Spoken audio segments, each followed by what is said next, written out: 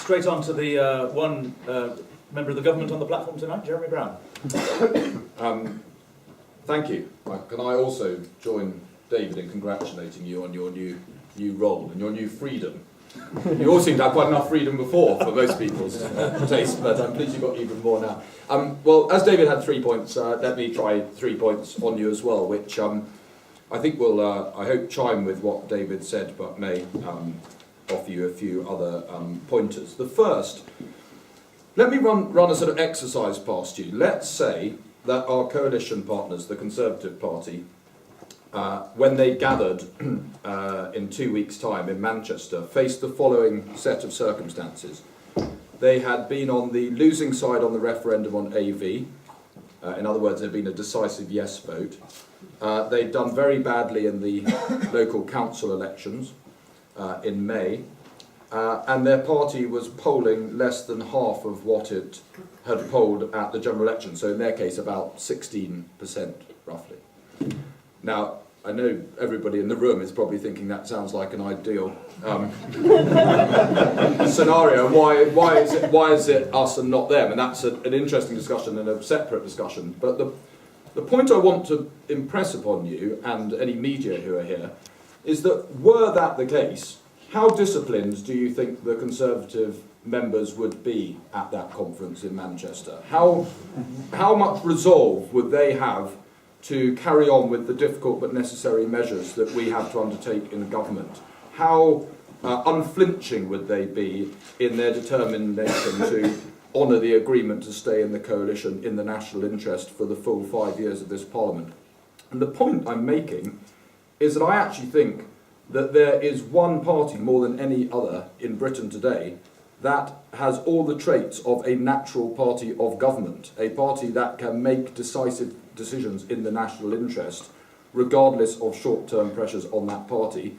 And amazingly, because I think most people would have not given this as the answer a couple of years ago, I think that party is the Liberal Democrats. I think we have more unity and more resolve and more resilience than the other two parties when it comes to making decisions that are in the national interest. And that is a huge prize for us, because anybody who's ever stood for the Lib Dems must have been confronted with the view that we are peripheral, that we are a wasted vote, when it comes to actually making a real decision about who governs the country, there are only two choices available, the Conservative Party and the Labour Party. And certainly in my seat, that cost me at the last general election. I held my seat, but there were plenty of people who said that they were well disposed towards the Lib Dems, but there was only one way you could get rid of Gordon Brown, and that was to vote for the Conservatives. We were not a viable governing option.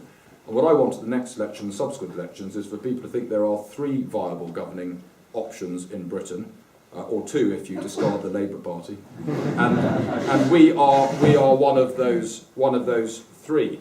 But I think in order to do that, we have to think like a governing party. I don't think, as David just said himself, that we can aspire to being both a party of government and a party of opposition at the same time. I want us to have a distinctive identity because we are a distinctive entity. We are a separate political party from the Conservatives. We have our own history, we have our own traditions, we have our own style, we have our own ideology, we have our own policies.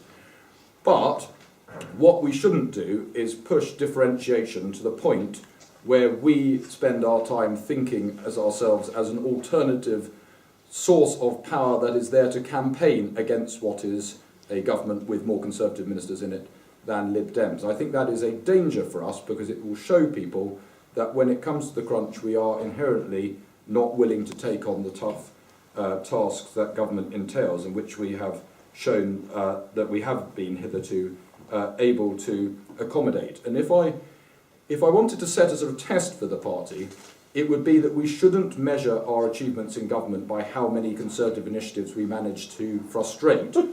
We should measure our success in government by how many Lib Dem initiatives we manage to implement. After all, we've had 70 years not being able to implement any, so we must have a fair backlog to get through. And this is an amazing, amazing opportunity for our party. What a privilege. All those people that kept the sort of faint flame of liberalism flickering through the 50s and the 60s in particular. So look at us now. What an opportunity. And for us to be sitting there thinking about it negatively is a complete, in my view, betrayal of those people. And I'm very, very pleased that the mood of this conference has been so resilient and has been so positive about how we can make government work, not just for us, but for the people in this country. Second point, to get more to the nub of this evening's conversation, is I think if a party spends a long time in opposition, it becomes oppositionist in its mindset. It thinks about how it can oppose what people who are responsible for policy are doing. And I think inevitably we became oppositionist because we spent so long in opposition. And that isn't a particular trait that is unique to the Liberal Democrats. I think the Labour Party have become very oppositionist, and they've only been in opposition for 16 months.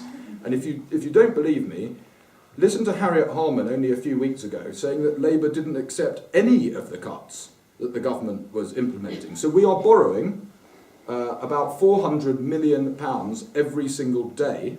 I mean, people say to me about the Foreign Office, we borrow more in a weekend than we spend annually on global diplomacy. That is the state of the deficit that we face as a party, and yet the principal opposition party don't accept that there is a case for any cuts. In fact, you even have the Labour Party outflanking Liam Fox on the right by arguing that the Conservatives are cutting more in defence than they would be willing to cut. Well, it's an extraordinary position, in my view, for an opposition party to take.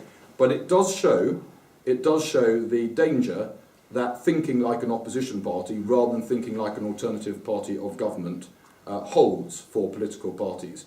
And I think it's very important for us to make that transition. We are undergoing some quite substantial growing pains, in my view, a sort of adolescent transition as a party from thinking like an opposition party to thinking like a government. But the prize for that is that we are able to implement our ideas in government. And my third point is, what are those ideas?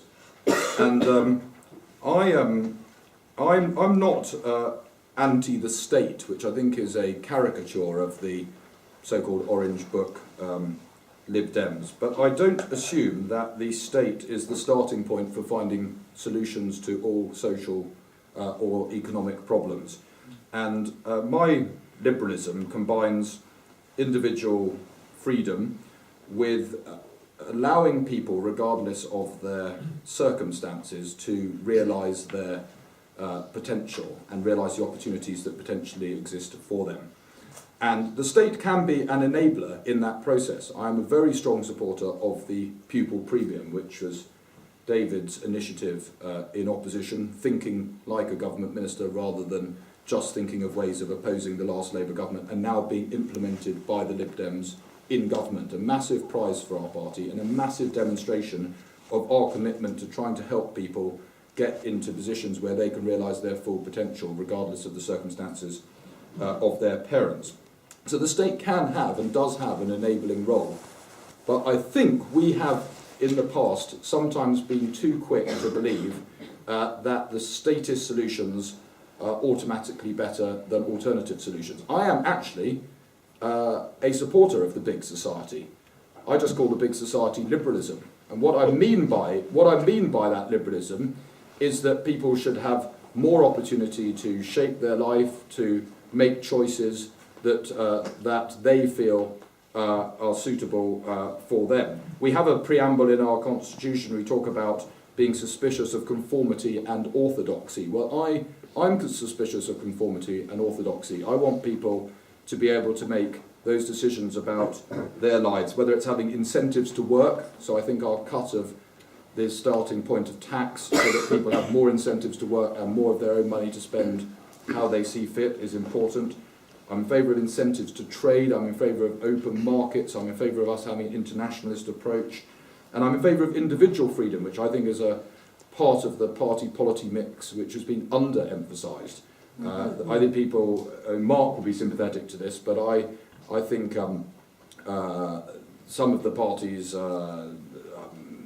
sentiments in the past on alcohol taxation or fat taxes, for me, jar with a liberal emphasis on individual responsibility. So there is a package of liberal measures, if we are willing to think creatively, which I think are very attractive and chime with the mood of the country. And if we can put together a hard-headed economic responsibility agenda and deal with the deficit, but at the same time show a social compassion which isn't just about spending money, but is about enabling people to realise their potential, then I think our future as a party is very bright. And we will look back on this period as the point where we built the really solid ideological foundations that we have, if we're honest with ourselves, not had because we lacked definition in opposition, and we now can have because we can give ourselves that identity which will, in my view, make liberalism attractive and viable for many more millions of voters